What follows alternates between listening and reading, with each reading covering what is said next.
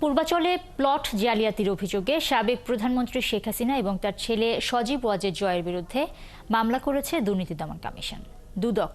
দুদকের মহাপরিচালক আক্তার হোসেন জানিয়েছেন, শেখ হাসিনা এবং তার পরিবারের সদস্যরা পলাতক থাকায় তাদের কারো বক্তব্য নেওয়া সম্ভব হয়নি।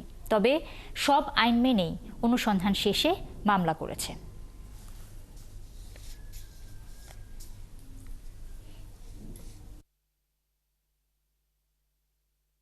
পূর্বাচল আবাসন প্রকল্পের অতি মূল্যবান কূটনৈতিক এলাকায় ২৭ নং সেক্টরের ২০৩ নং রাস্তার প্লট নং 015 অভিযোগ সংশ্লিষ্ট জনাব সজীব আহমেদ জয়ের নামে বরাদ্দ প্রদান এবং প্লটের বাস্তব দখল গ্রহণ করার অপরাধে দণ্ডবিধির সংশ্লিষ্ট ধারা এবং দুর্নীতি প্রতিরোধ আইন ১৯৪৭-এর ৫-২ ধারায় আরও একটি মামলা রুজু করা হয়েছে।